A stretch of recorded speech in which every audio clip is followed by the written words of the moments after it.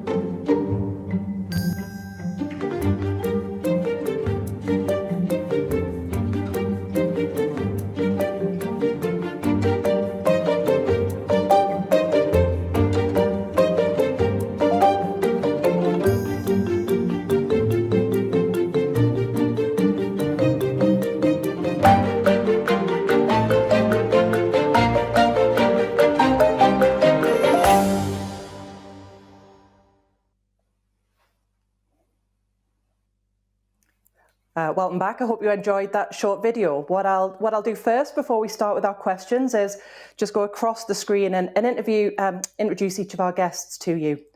So next to me on the screen is Rob Donaldson. Rob is the Chief Executive Officer at RSM. And just to clarify, he's my boss as well as Kirsty's boss. Next to Rob is Joanna Swash. Joanna is the Chief Executive at Moneypenny. Welcome, Joanna. Next along the line, we have Kevin Brennan. Kevin was the former CEO at Quorn Foods, has now moved on in a non-executive role, but has some great insights in how that position worked. And then at the end of the line, we have Paul Corgan. Paul is at Betty's and Taylor's at Harrogate. And Betty's, you'll have seen the picture. It's the iconic tea rooms if you've ever ventured north to Harrogate, Northallerton and York. So as I was preparing for today, I've had the benefit of spending a little bit of time with each of our guests virtually.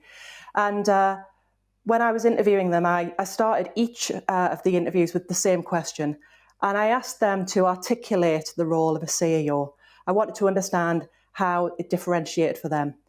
And I was left with an overarching comment that I couldn't get out of my mind, and it came from Joanna.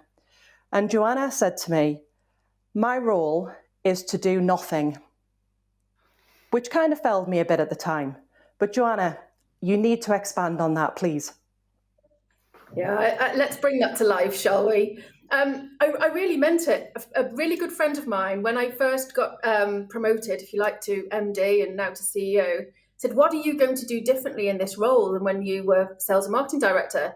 And I said, "My role is to do nothing. My job is to have a clear desk where I can be proactive.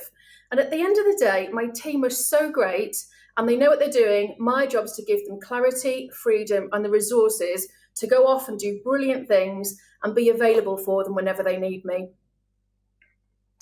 And does that then work in practice in terms of that being available and them coming to you with the right concerns, Joanna?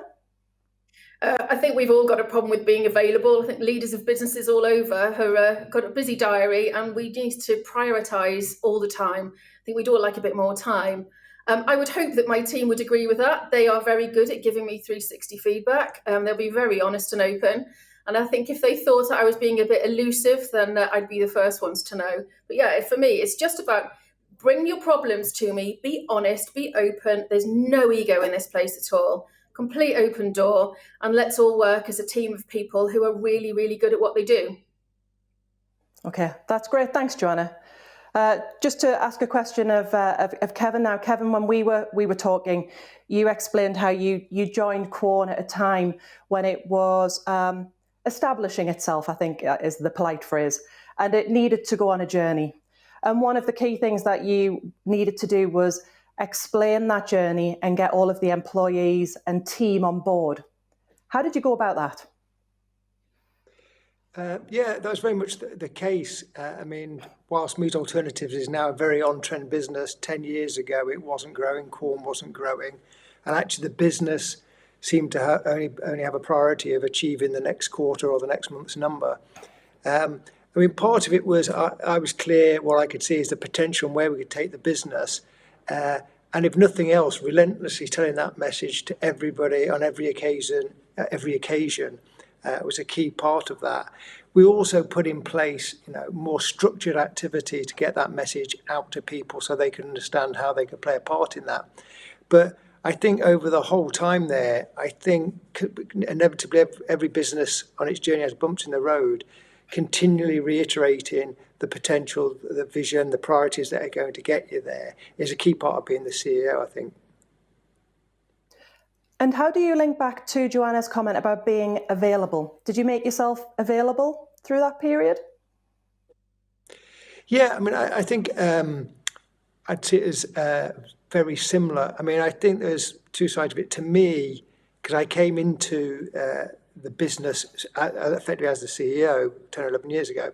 So I think it was critical that I really got to understand the business really well, because it'd be very difficult for me to help and support the team if I don't really know the detail of it. So I did have to get kind of right into the detail. But for me, the role was very much about providing the where we're going, why that's where we need to get to, what the priorities are, and giving people the freedom to make decisions, come to me when they needed help. And I like to feel that I was always available, but I wouldn't be around everybody's door every day just checking on what they're doing, more expecting the opposite, them to come when they needed the help. Otherwise, let them run their teams, make their own decisions. Great. Thanks, Kevin. Rob, heading your way. You became CEO of RSM in the middle of the pandemic. So you became CEO about 9 months ago in April time, I seem to remember. It's your first CEO role. Mm-hmm. Yeah. How do you handle that? How did you decide what to do first? Yep, that's a good question. So I became CEO about 3 weeks into the pandemic, sort of mid-April time. We had 4,000 people all of a sudden working from home. About 1,000 of them didn't have very much to do, it was clearly a time of great uncertainty for the firm and for the people within it. So for me, the priority very early on was to, I mean, it was definitely daunting. It was definitely challenging. Anyone that steps into a role like that at that time who didn't feel daunted by it probably is the wrong person for the job. So it was certainly daunting, but also it gave quite a sense of clarity as to what needed to be done. You know, we needed to create a sense of calm. We needed to create confidence. We needed to set a sense of direction, and to help people focus back on what they needed to do and not to worry about the business. So in some ways, actually, becoming CEO at a moment like that, is very clear what you need to do. And so in some ways that was helpful, but it was certainly a challenging time. And Rob, in terms of that being available comment, how did you go about doing that? Yeah, I mean, I suppose, what I tried very hard to do and continue to try very hard to do is to make sure that, all of our people feel connected to the business, to each other, and to the management team, that we're not aloof in some ivory tower, that they understand who we are, they understand what we're trying to do, and that, the direction that we're trying to take the firm in. And so I've done a series of sort of, being virtual like this has some huge advantages as well as disadvantages. I've managed to run a series of broadcasts with our people, including sort of live Q&A, and to sort of try to give them, the ability to ask me any question that they like. And that takes time to build the trust in them that they can ask any questions that they like. And also, I've not tried to soft soap them. I've not engaged in sort of boosterism where, that there's only a relentlessly positive sort of message, because that's no way to build trust and people don't believe you. So I've told them the good, I've told them the bad, I've told them the ugly. But being accessible, what I've sort of realized is, after each of those sessions, I get lots of emails, whether it's from partners or from our staff or from shareholders where we've presented to shareholders. And, I answer every single one, no matter how trivial or obviously how significant. And actually, that's given me a sense of what our people are thinking. And I hope it's meant that they feel connected and understand me. Okay, thanks, Rob. Paul, if anyone saw the words on the video when you were being introduced, the one that was underlined and sticks out is you're part of a collaborative CEO. Could you explain that for our audience? Could you explain how it works in practice? Collaborative CEO, what's all that about then? Yes, I can. At its simplest level, it's the fact that we don't have an individual CEO in the business. We have a team of 5 peers who effectively lead the business together. And I can hear the leaders in the room going, how on earth does that work when they're single leaders? And you probably need to understand the context of our business as well. Betty's and Taylor's group, we're a 100-year-old family business. And for 90 of those years, the business has been led by an individual family member or family members. And 10 years ago, the decision was made that we would move from family running the business to family being shareholders, with people like me running the business. And therefore, we realised we had a bit of an issue, because previously under family leadership, people had just looked to the leader and said, what do we do? And what we've been moving towards over the last 10 years in that transition is to something that we call distributed leadership, which ultimately is people taking decisions at the right level of the organisation. And fundamental to that is us having a collaborative CEO. We work together. And it has its challenges, as I'm sure you're aware, but also it feels like it gives us a much broader and richer context to some of the decisions we make in the business. Thanks, Paul. So, Joanna, I'm going to pick on you. Would the collaborative CEO role work in your firm? Do you know, I really I picked up on those words from the show reel at the start and wrote them down against you. And I'd love to think that that's how my team would feel about the way that we do it. It's a new phrase to me, I'll admit. But I do believe in the power of collaboration and also of authenticity. Just be one version of yourself, tell the truth, like Rob said, and then get the right people to make the right decisions at the right level. So I really like that as a concept. That's one to take away. Kevin, any thoughts on that concept from you? I think it sounds understandable in the case of Betty's. I think when I was coming into Quorn, we had a lot to get done to turn it around, and speed of decision making and so on were fairly important. And the business lacked leadership and direction, so a single individual providing that, I think, was probably more appropriate. So in our circumstances. In some ways, it's the life cycle then of where the business is at and what it needs and how it can deal with it. Rob, are we changing at RSM to that, or are we already there but not in name? I think my view on that would be, I think I understand the concept, and in the context of a long-standing family business, I can absolutely understand why that was the right course. I think there is an advantage in having a sort of a clarity of role.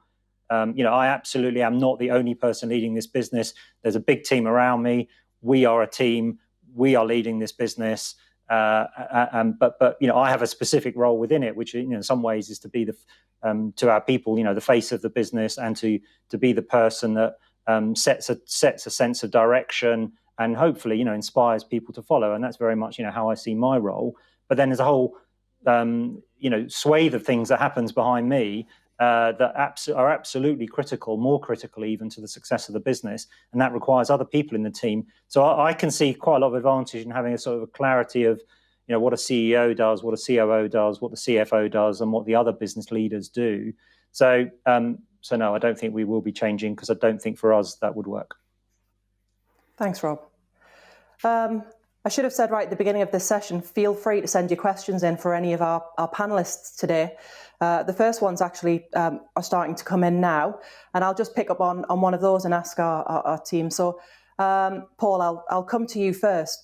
In terms of managing your people during the pandemic, how have you done that in terms of location and new starts? And it may be appropriate, Paul, to pick up on both sides of your business with this, where you have a different dynamic. Well, we absolutely do have a different dynamic, and we have done during the pandemic, because in our bigger business, which is Yorkshire Tea and Taylors of Harrogate Coffee, we've been all guns blazing and running really hard to keep up with demand, as people people want a nice cup of Yorkshire tea to keep them sane during this time. Nice product placement, Paul. Oh well, you've got to try, and and add to that, in the Betty side of the business, we've been closed. Frankly, our tea rooms and our shops were closed for 4 months, and therefore you've got 500 people in our case on the sidelines. And so the challenge of dealing with those two dynamics. On top of that, we have an online business in Betty's, which is like everybody's online business, has been going absolutely mad. So very, very different dynamics across our 1,500 people. And what I've certainly learned is that I thought we communicated well, and I believe we did in another environment. But communication has been absolutely the critical factor. Sharing with our colleagues on a regular basis, CEO messages, explaining what's going on, but also putting in place things like we've had a text magic system, we've had a new portal with an app base, so people can access information remotely around the business better than they have. And I think that's really played out well. And also, videos from us talking about how hard it is. The points that Rob made earlier around, we're not sugaring this, we're not pretending it's all great. There's something about leadership where if you're able to show a level of vulnerability to your people as well, I think that's met very, very well. Not all of the time, clearly, but making people understand that you have empathy and you agree, you understand what they're going through in this terrible time. Yeah, thanks, Paul. Joanna, you must have onboarded some people, I'm assuming, through the pandemic. How have you done that? Yeah, we're actually bucking a trend. So we've beat our original business plan this year, and purely, I think, because during periods of change, business leaders take a big step back and they think, how can I do things differently in my business? And so one benefit of outsourcing, I think, is that we've been in the right market for the times.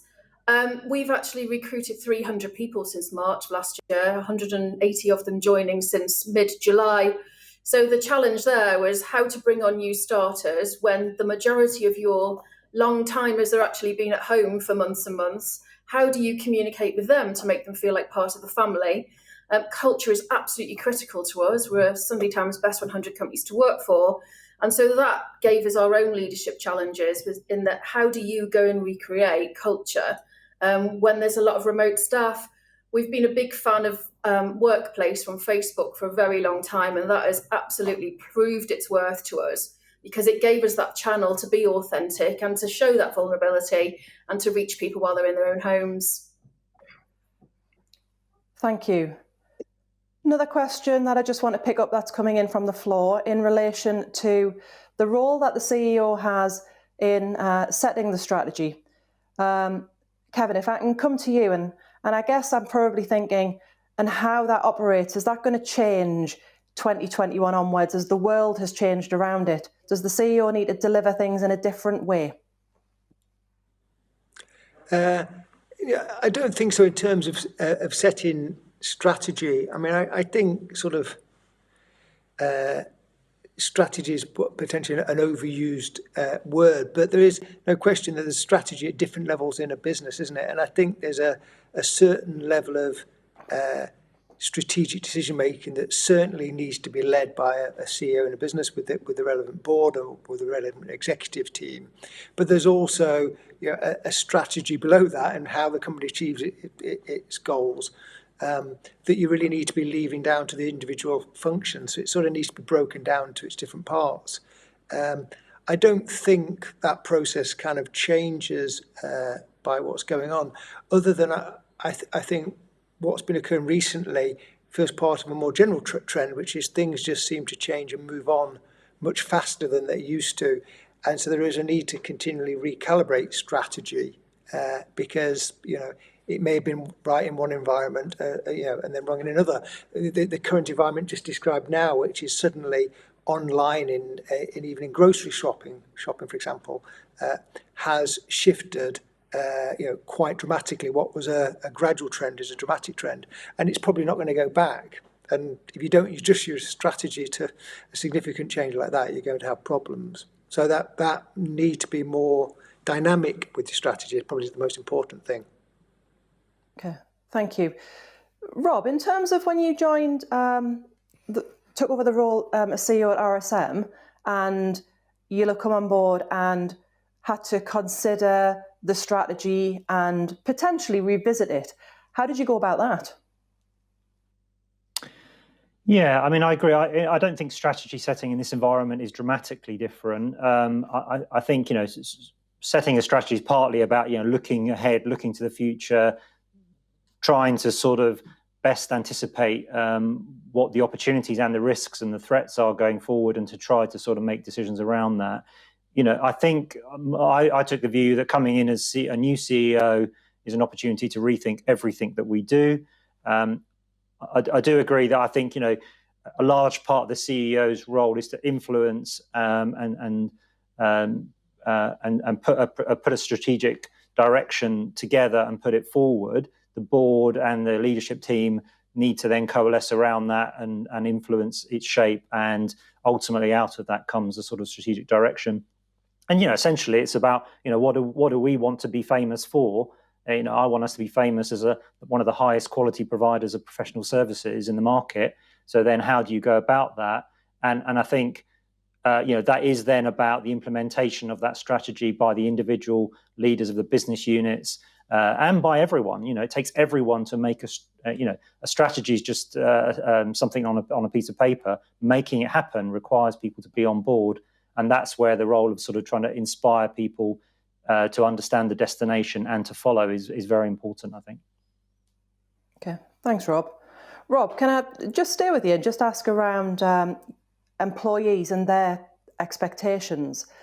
My personal view is that employees' expectations have changed over the past few years and are continuing to change, and they become more demanding of their employers or set higher expectations than used to happen. How do you go about meeting those expectations? Yeah, I mean, I think it's a great question. I think they have changed, and I guess what that's really about is, I think particularly, the generations coming through now, they want to feel they're joining a business which has a very clear sense of direction. I don't think people join, certainly a professional services firm, they don't join in the large part just to have a job. You know, they join with a career in mind, or, you know, with some specific goals in mind. And so they want to feel, I think, that they're joining an organization which has a sense of direction and has a sense of purpose, and that they're doing something meaningful. And there will always be people that simply choose an employer on the basis of financial reward, and that's fine, I understand that. But I think for most people joining today, that is not the whole picture. It's much broader than that. Is, you know, do they believe in what we are trying to create? Do they want to be part of that journey? Can they see themselves as part of that journey? And do they actually, you know, certainly when I left my, I've been in other organizations, and I really, what persuaded me in the end to change my direction was, did I look and see someone I aspired to be? And if I didn't see someone I aspired to be, then I felt it probably wasn't the right home for me. And, you know, so our job, I think, is to, you know, create a sense of belonging and make people want to come on the journey and to grow with us. You know, I want people to grow all the way through this business. You know, that was the opportunity I had, and I want other people to have that opportunity. Joanna, if I can just ask you the same question, how do you go about meeting the expectations of your employees?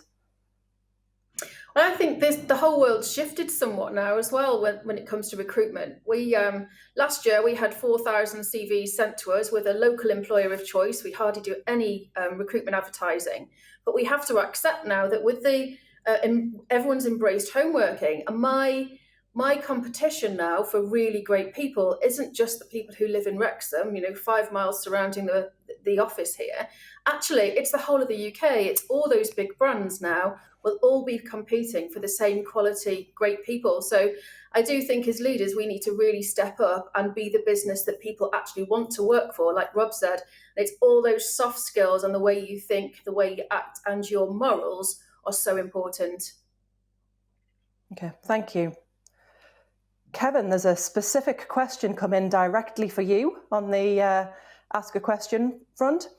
Having been a very successful CEO and now a non-exec, what is the one piece of advice you would give to new CEOs? And what one piece of advice would you give to non-execs? Oh God, I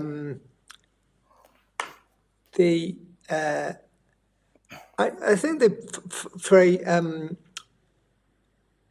a CEO, I think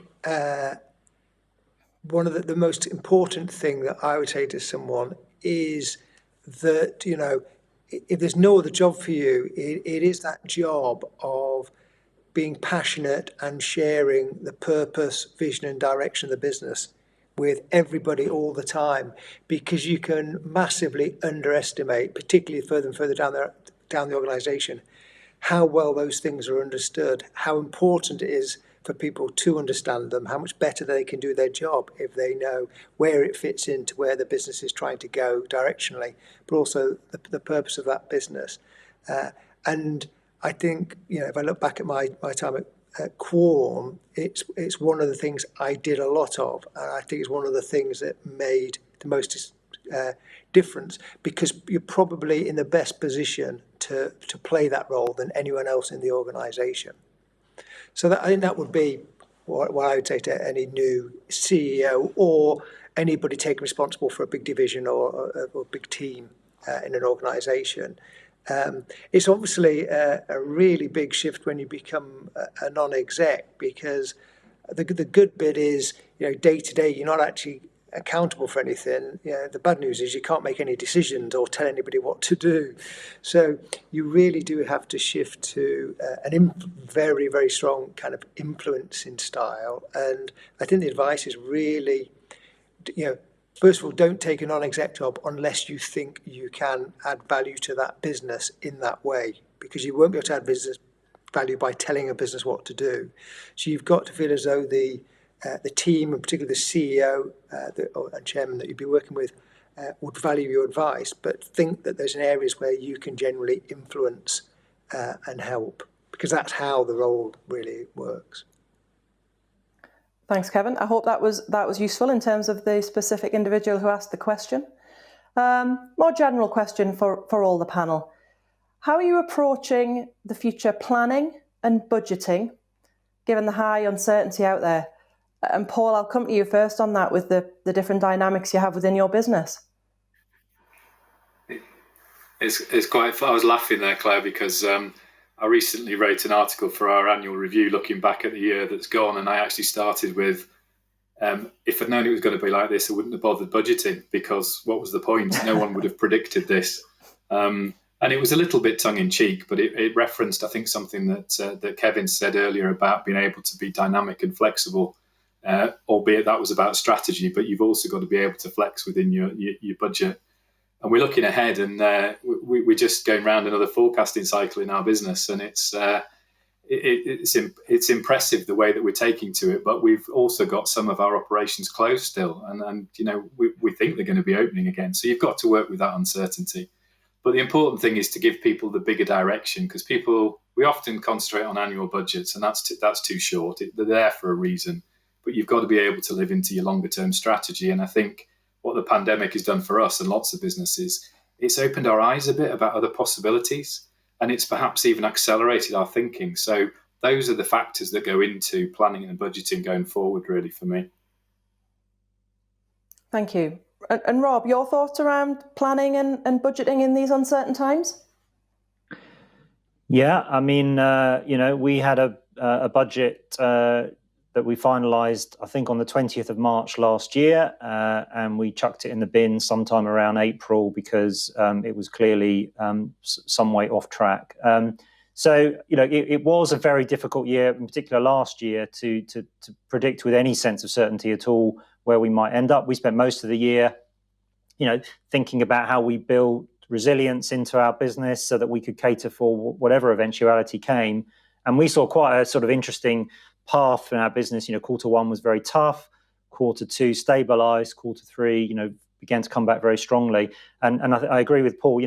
The danger of budgets is that they drive short-term behaviour and not long-term. And I don't much mind, if I'm honest, although I hope they're not listening, if individual business units don't hit a specific year's budget, if they are making decisions during the course of the year that are for the long-term good of the business, and something changes that means that they're not going to hit their numbers, provided I understand what the end game is, then the budget in some ways is not the most important thing. And we are also entering a new cycle of budgeting right now. And actually, we're very much thinking more on a sort of 3-5 year basis, not a set of numbers that we will or won't hit, because 3, 4, 5 years out, who knows? But it's more about, what are the things that we intend to do within each business unit to make the business better, to improve the business, to create growth and profitability. And the number, if you do the right things, the numbers will take care of themselves, it would be my view.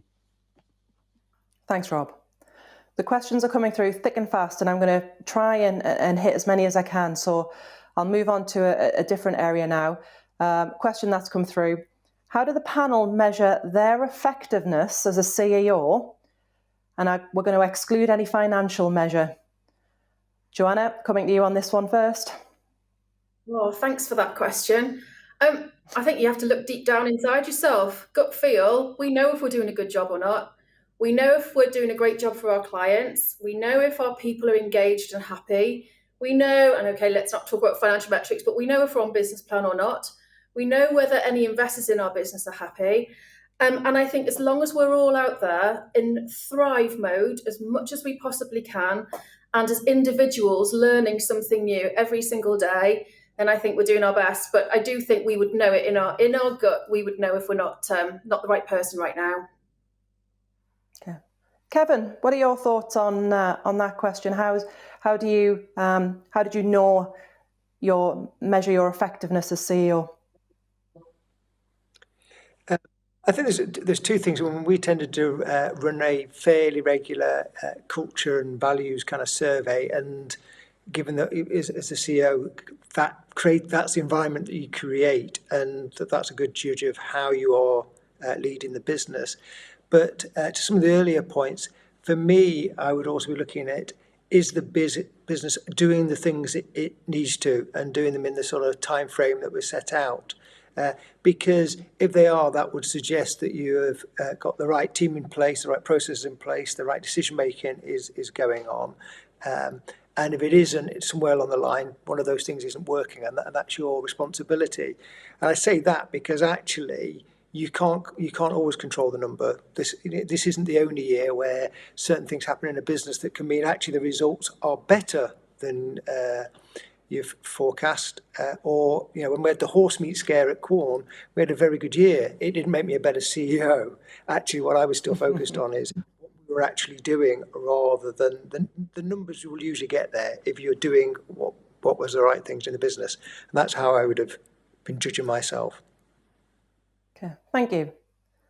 Once again, this next question's around kind of personality. A good CEO will always use their own personality as an asset, winning hearts and minds and leading an organisation. How in the virtual world that we live in today, how has it changed a CEO might use that to their advantage? Rob, what are your thoughts on that in terms of winning hearts and minds? I think it's very important. I think, look, you get different flavors of CEO and people with different strengths and skills. But we are, a large employer. We have, around 4,000 people, who come with, all sorts of different perspectives. But if they have a sense of trust, I think in the CEO, they're much more likely to come on the journey to believe in the end destination and to stay with us. So I think that is very important. And what I've tried to do is create a sense of connection, as I said. And, what does that mean? Actually, in this environment, as I say, in some ways, I think that's been easier in terms of sort of communicating with everybody on a regular basis. I do it every 2 or 3 months, send them out emails maybe once every 6 weeks or so. I've tried to treat people as grown-ups. I've told them, the truth about our business and the good news and the bad news. And at the end of the day, I've tried very hard to make them realize a CEO is just a person. We have good days, we have bad days, we have coping mechanisms.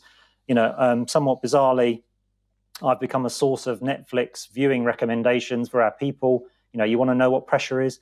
That's pressure. Thanks, Rob. I hadn't realised the pressure on you with the Netflix recommendations. I'll try and get them to stop asking you on that one. Paul, in terms of winning hearts and minds, you've had a number of team on furlough for a period of time. How have you managed to retain winning their hearts and minds, or retaining their hearts and minds?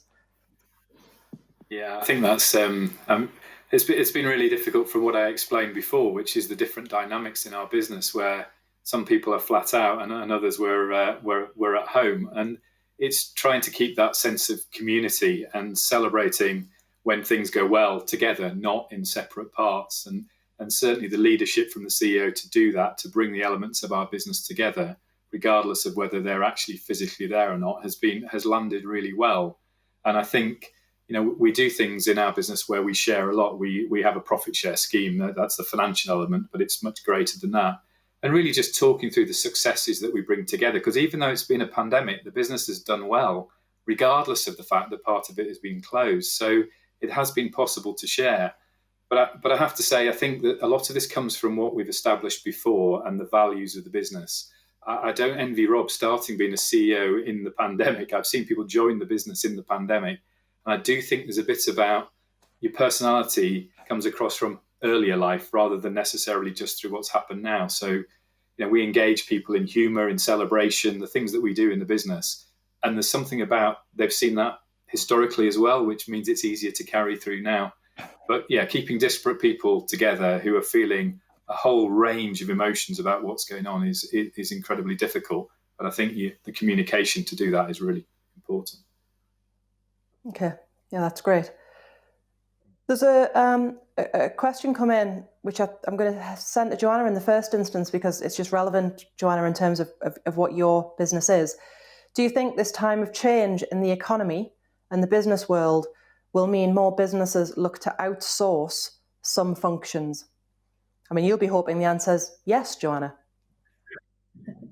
Well, we saw this in the downturn, 12 years ago, is that we did really well and we thrived in that period. And it's because of that moment, and I mentioned it earlier, of taking a step back and saying, what are other businesses doing that I should be doing? What have I resisted for a long time? What are all those little secrets out there that maybe I could embrace, be more efficient, save some money? And so it's just this moment, I think, of change, is that it just enables people to have a really good think about what it is that they want to achieve. And outsourcing is one of those different things that they could actually just pick up and go and see how it would suit their business. So it's not just outsourcing, it's that wider consideration of what else you need to do in your business at this time, and that's one of the areas to consider. Thank you. What are your priorities for 2021? Very generic question. Paul, I'll come to you first on that one. Yeah, I think something that, again, we all reference the pandemic every time, don't we? But something that's come out of this time for me is understanding more about the importance of the different stakeholders in the business. And so we constantly talk about our people, and of course it's absolutely critical that we get back into a way of working that works for everybody.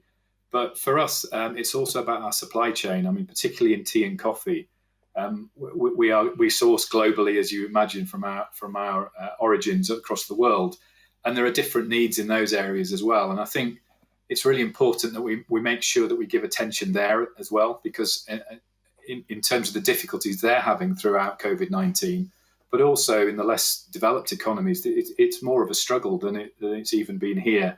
So I think the message is broaden your thought process, look at, for 2021 and beyond, look at the wider stakeholders in your business as well. Don't get too narrow and think about just your people and your shareholders. Rob, what are your priorities for 2021? I mean, I think very much actually trying to plan beyond COVID, actually, that yes, we have more of the lockdown to navigate and we will have some bumpy roads ahead, that there's no doubt. But I think very much now, we're thinking certainly about hybrid working and how, rethinking how we use the sort of physical space that we've got. Our digital strategy, diversity and inclusion is very important, I think, in our, actually making the business more successful. It's not just about doing it because it's the right thing to do. It absolutely is also about actually making our business more successful. So we're trying to think, far beyond COVID now. I think we've learned, all of us, I think, CEOs and everyone else in the business world, I think have learned an enormous amount over the course of the last 10 months. And things are not, in my view, going to go back to the way they were before, nor should they. It's about taking what we've learned and applying it to the future to make, our business better and to make our working environment better for our people. And I think very much, therefore, my priorities are about thinking, ahead for the next 2, 3, 4, 5 years. And how do we take, what is a fantastic business, I think, how do we make it even better? And Kevin, what are the themes that you're seeing in your non-exec role that the businesses you're working with are prioritising in 2021? Yeah, funny enough, I would have said supply chain because of COVID. So both the materials coming in, I'm involved in Indian spice businesses where we're bringing in spices out of India, which very badly affect. Getting hold of the containers and the cost of containers is a major problem. And it's not just for the next month or two, but for a long period of time. But the other issue is, getting people safely into factories and working during this, which has been really difficult for the last year and is going to be really difficult through enough of this year that it's going to be one of the biggest single factors on how well businesses do. So I'm seeing those two things as in certainly manufacturing-based businesses, which is what I'm involved in, as really dominating rather than the commercial side of things. Okay, thank you. And Joanna, as a people-based business, what are your priorities for 2021? The priority has to be keeping our people safe and secure. For those, we've got about 150 who are absolutely have to work in the office. They can't work at home for whatever reason. And we owe it to those people to give them the best kind of working environment possible for as long as it takes so that they can stay safe and secure and keep working for their own sakes. And then also it's about, we had an acquisition in the US early on last year. So I really like to be going backwards and forwards to the US a little bit more. And I think that would be very, very helpful. So I am right in thinking, aren't I, Joanna, that acquisition in the US was done during the pandemic? Yes, we just signed the deal at the end of February, jumped on a plane with every intention of being back again within the next couple of weeks. And I finally got over, thanks to the US Embassy and some authorization back in November. But they've done really, really well. And I think that was such a good example about how efficient you could be actually using video rather than business travel. And developing a relationship with a whole new business team, new management team, remotely. We even signed a deal on under 30,000 square feet of business space by FaceTime. So we'd never have done that pre-pandemic. Yeah, fantastic. So we're just drawing to a close on our questions. And I guess just one last question for me. And in some ways it links back to a question that, Kevin, you were asked before. What was the one thing each of you wish you had known before you took the mantle as CEO? Kevin, I'll come to you first. I think the one for me was it's a two-part thing, which is even in a successful business there are ups and downs, and that's true my time at Kellogg's, but certainly true at my time at Quorn, even though we're ultimately a very successful business. And that combined with the loneliness of being a CEO, as in you can't, when things aren't going so well, it's very difficult to tell the team that you're worried about things, because then you're just going to spread panic around the organisation, etc. And that was something, in the early phases when that started to happen, I found really difficult. I got involved and used a very effective personal coach, but it was something I'd love to have realised. And when I'm talking to people and trying to help coach them, it's one of the things I talk about all the time, which is you have to have mechanisms to have incredible personal resilience and help your teams with resilience, because even great businesses have a lot of ups and downs on their journeys. Thanks, Kevin. Paul, one thing you wish you'd known? Yeah, it's interesting hearing Kevin, because there is an element of that, but of course I'm not alone as the CEO in the collaborative model, and it has a different context. I think I would say that the importance of listening, and I don't mean that as sort of glibly as it sounds, but I don't think I'd realised in my previous roles as an MD and so on that it wasn't all about the leading from the front all of the time. When I was much younger, there's so much power in listening to the feelings within the people that work in your organisation, your consumers, your customers, and really being able to take that and process it in terms of making the business better. So yeah, use these, I think, is a really important factor. Thanks, Paul. Joanna, your thoughts? For me, it's all about the power of realising that other people want you to succeed. It's not a test. People aren't just waiting for you to fail. There's a whole network of people out there that it's so easy to reach out to, and they'll tell you their problems and I'll tell them mine. And actually, we can all learn from talking to each other. And I never really realised the power of that. And I think the pandemic and making a real effort to talk to other CEOs has really helped with that knowledge. Thanks, Joanna. Rob, just to conclude on that question, the one thing you wish you'd known? Yeah, it's an interesting one, because I knew this business very well. I'd been in it a long time. I think I had a very strong sense of what change I would like to sort of initiate or help make happen. But I actually had no particular aspiration to be CEO. It wasn't a lifelong goal for me.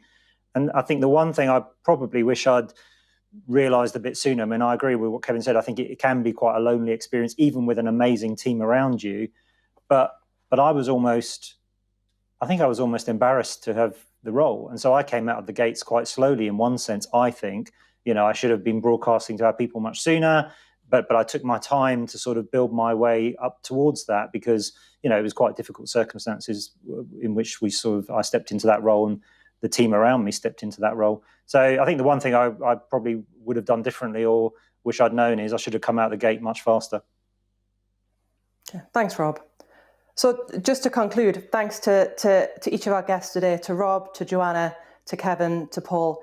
we really appreciate you giving up your time.